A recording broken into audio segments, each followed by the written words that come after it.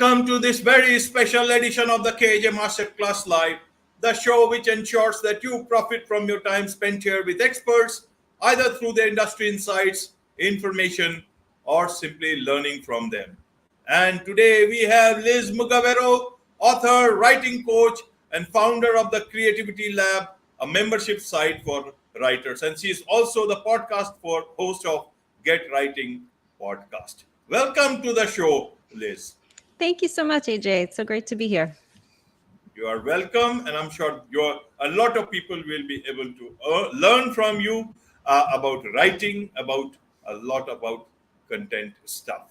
So my first question is to understand from you, Liz, is you say you love words. I read that on your LinkedIn. Fine.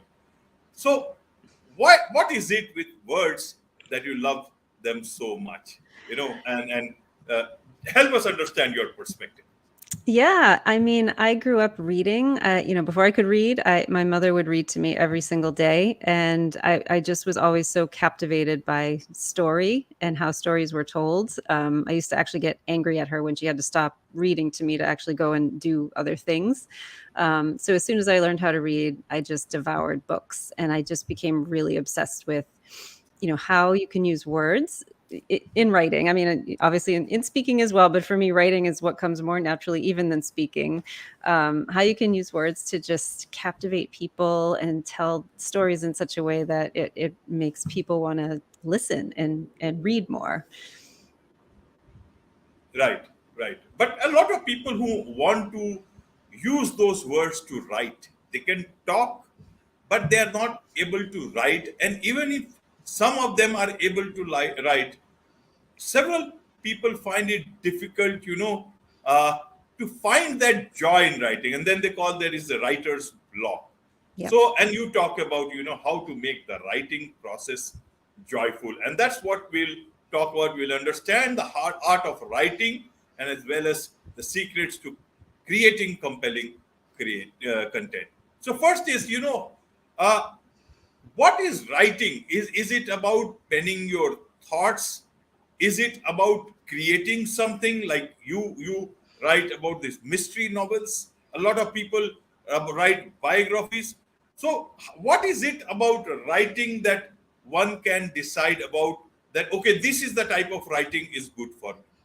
And then how do you create a joyful experience around it? Because some people, even great writers, have not written beyond one book, and those were very, very great books, but they could not or never wrote back again. So help us understand for people now to in today's life to get a livelihood as well as to write good stuff, moving away from AI. How do you make it a joyful experience? Yeah. And I think those two questions really go together, right? Because one, you have to really listen to yourself. Like for me, writing is deeply personal. And for me, it's about telling a story. It's about, I write mysteries because I've always been fascinated by why people do the things they do, especially something like murder. What could drive somebody to actually take another person's life. So for me, it's not about the crime and the, all of that. I mean, it is a little bit, but it's really the story about why that person did what they did. And, what secrets did the victim have? And, how did all of these things come together in this perfect storm of murder? And I think, when people decide they want to write, whether it's a book or whether it's for, some other form of writing for their career, I think we put a lot of pressure on ourselves. And, you mentioned best-selling novelists who've only written one book. I think a lot of that is pressure, right? Because if you come out the gate with such a book that does so well, and then people are like, oh, wow, this is amazing. Now what are you going to do? Right? You kind of freeze. And then you're like, oh, well, what if I can't do the next great thing? So I think we lose ourselves a lot when we put so much pressure on, how other people are going to see it. Are we going to sell it? Are we going to sell it for a lot of money? Are we going to hit, the New York Times bestseller list or another bestseller list? So, and we all struggle with this, right? I've struggled with this for many, many years. I'm always trying to figure out, are people going to really love this book? How can I attract more readers? But I think you really have to stop and go back to, what do I love? about writing. So go back to, for me, it was when I was, 7 or 8, I was making up stories in my basement, right?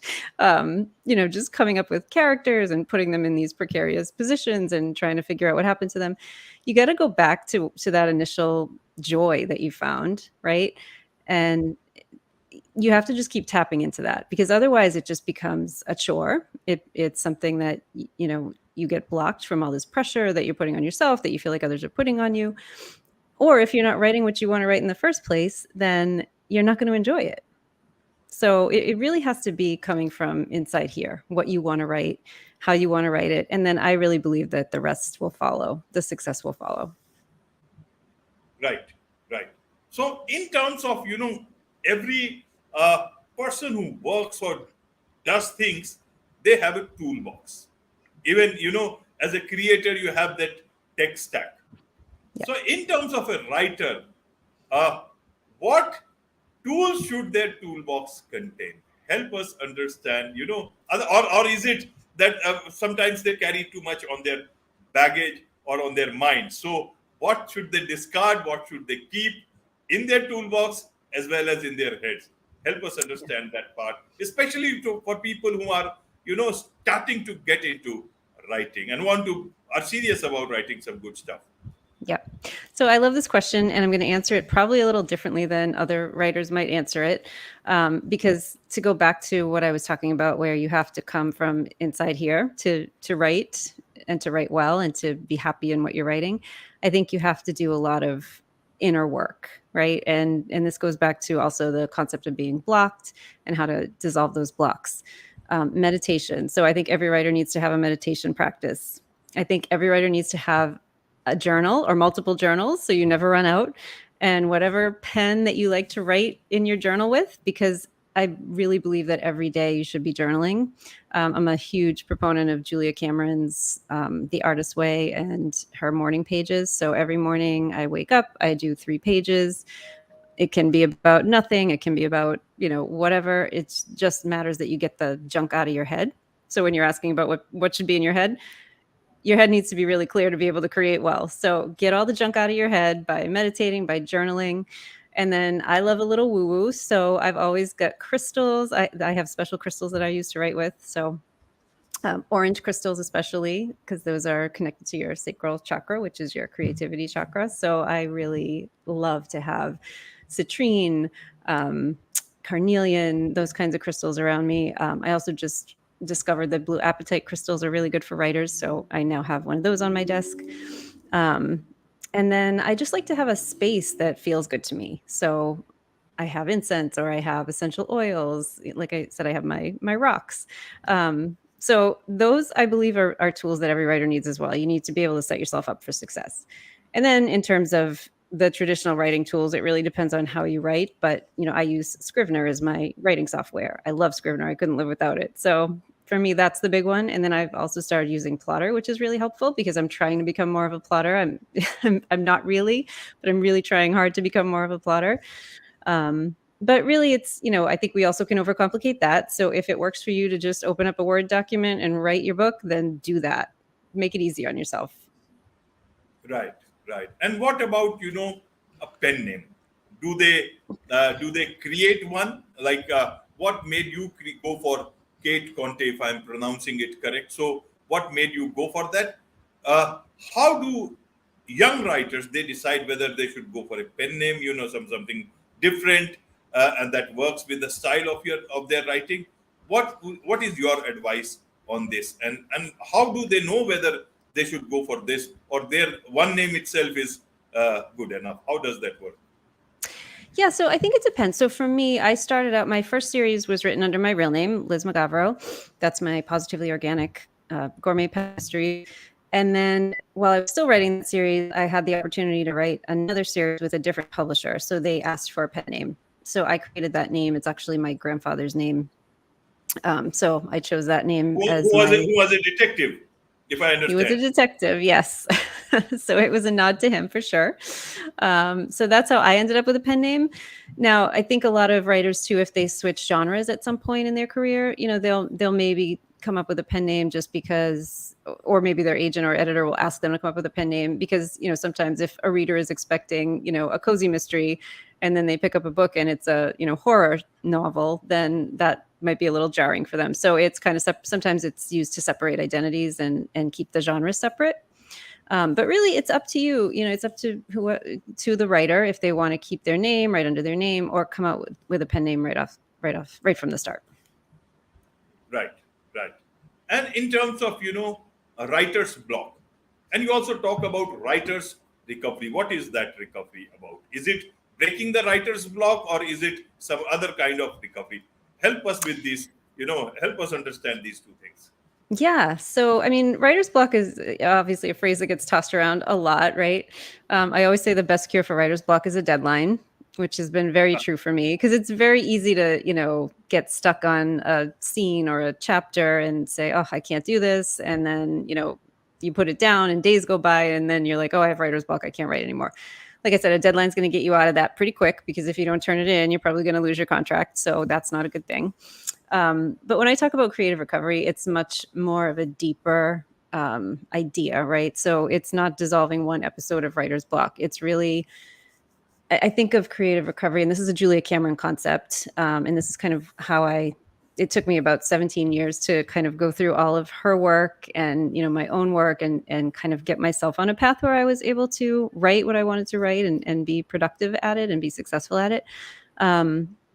Creative recovery is really thinking about why it is that maybe you can't write, for somebody who's actually started writing and put it down and never picked it up again, or somebody who's, sorry about my dogs barking in the background. No, it is perfectly all right. This is a live show. This is a real show. And everybody has a place in this show. So don't worry about that. This makes it real. They wanted to be part of the conversation. So for people who, either haven't started writing but always wanted to, or have started writing and put it down, picked it up, put it down, that kind of thing, usually there's something that happened along the way that has kept you from writing. So maybe it was, a well-meaning parent who told you at, 12 or 13 that writing's nice, but it's not something you can make a career out of. Or, a teacher who gave you a bad grade on a paper, or, whatever it might be. And there could be multiple things that have built up in your life that have gotten you to the point where you think, oh, I either can't do this, or it's not realistic to want to do this, or I should just not bother because now it's too late. So the process of creative recovery is really kind of going back into all of those incidences, right, that have brought you to this point and kind of working through them to get you to a place where you can really embrace your creativity again and pick up that. Because if you're called to do it, I believe, like, if you feel like I want to write something, then it's your calling and you have to do it. So you have to find a way to get past those things that have stopped you in the first place. And there's a lot of inner work that goes along with that.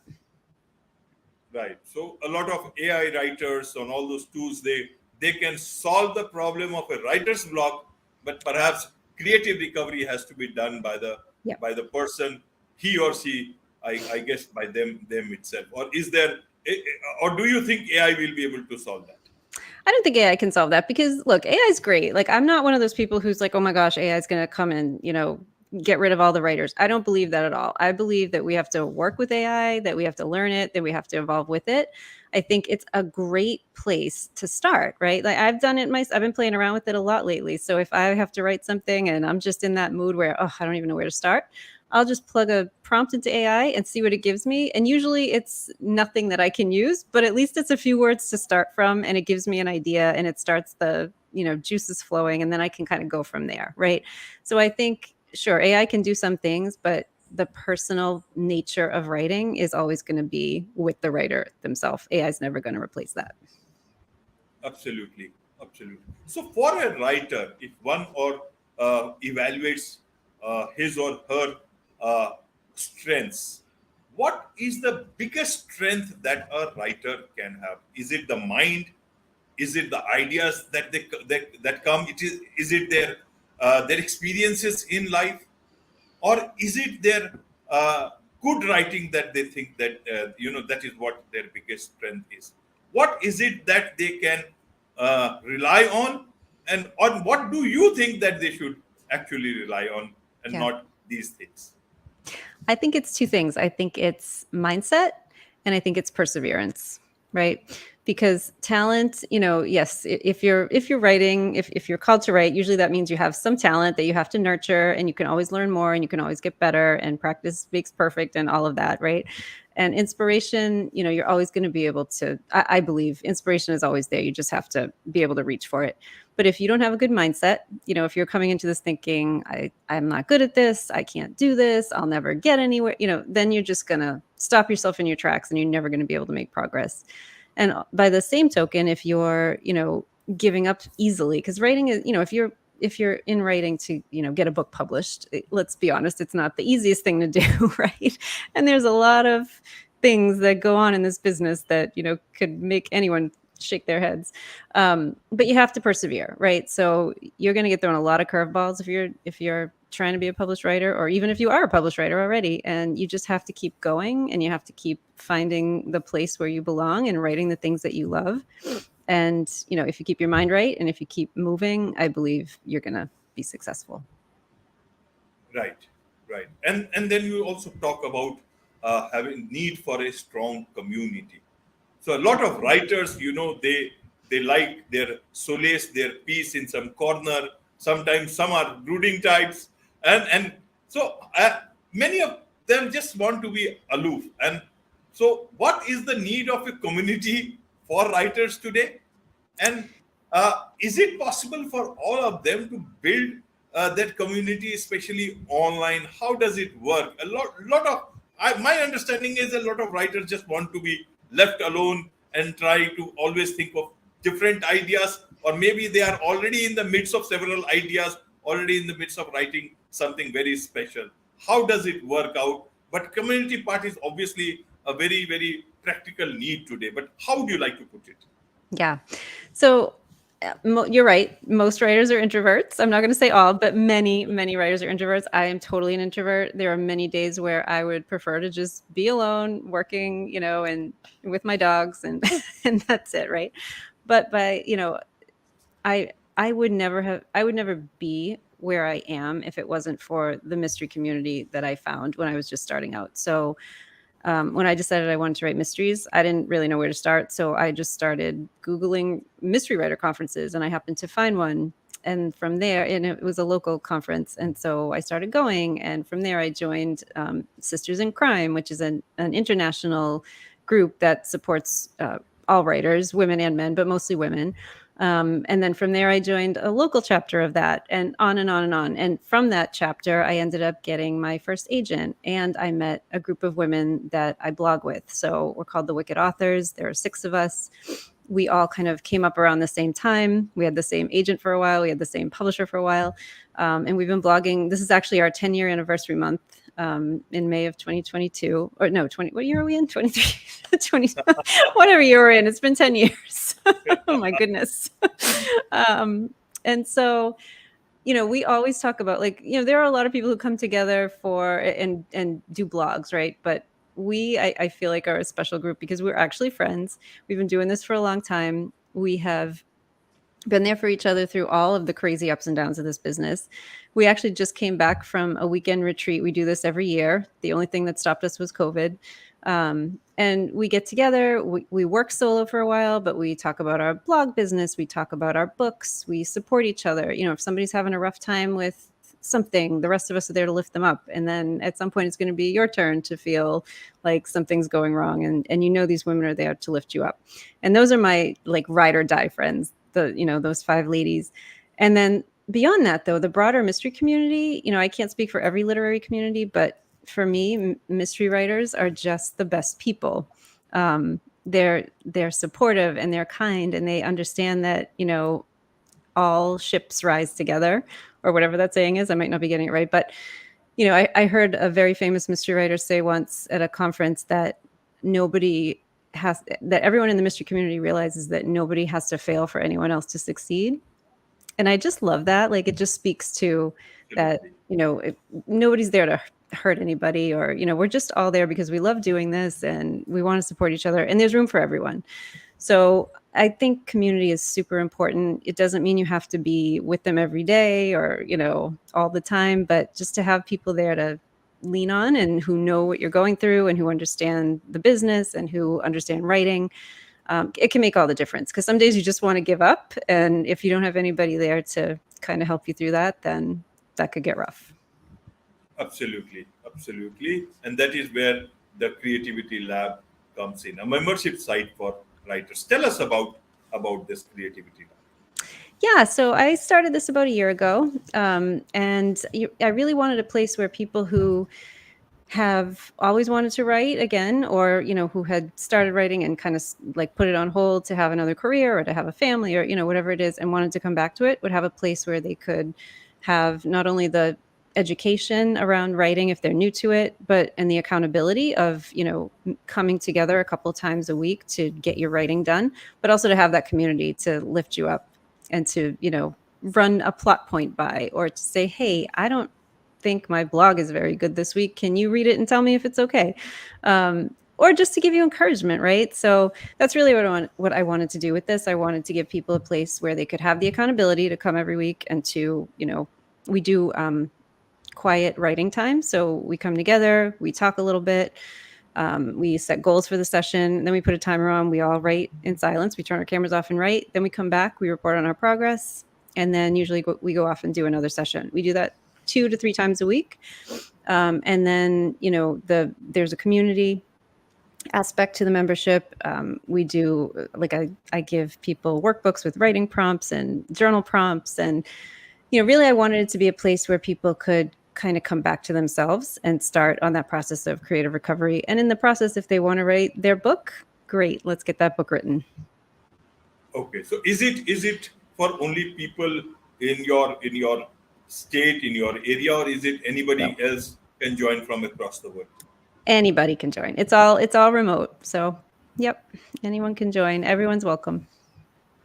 Everyone is welcome. So how do people connect with you on this particular thing and be a part of the Creativity Lab? And also, you have the Get Writing podcast. You host that. Tell us about that, so that because this is one episode, and then people would obviously want to know more about you, learn more about you.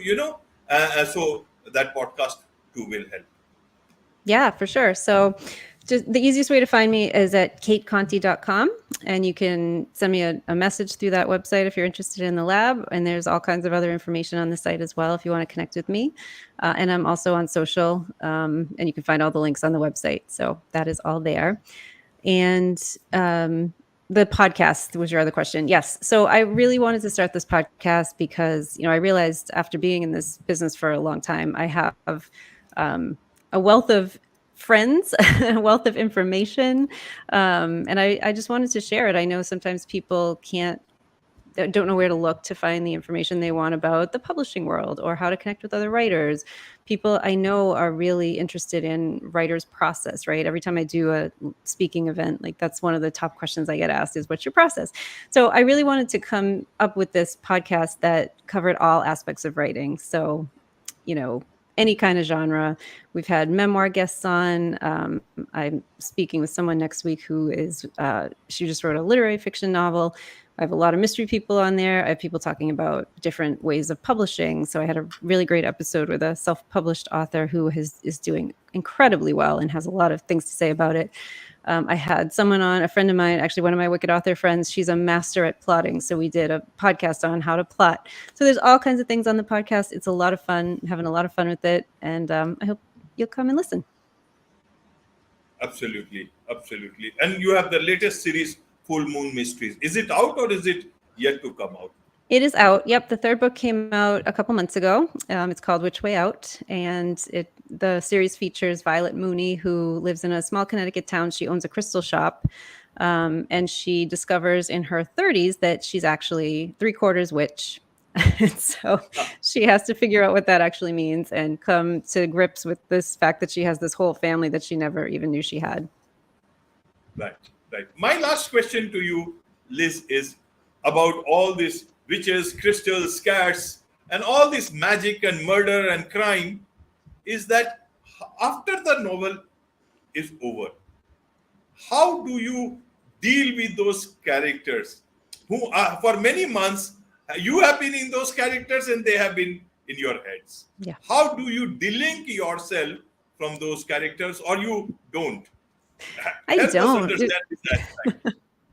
I don't. There, I heard someone say once that writing is the only profession where it's acceptable to have voices in your head, and it's so true, right? I like my characters talk to me all the time. They might take a little bit of a break after a book because I kind of say, "All right, I need to reset a little bit," but they're usually talking pretty quickly, and they're coming at me with the next story. So yeah, I never send them away because I know I need them. And I welcome whatever they have to tell me because I know it'll be turning into a book very soon. So yeah, I don't try to delete them. Right, right. With this, it's a wrap on this very special edition of the KJ Masterclass Live. Thank you so much indeed for joining us. Thank you so much for having me.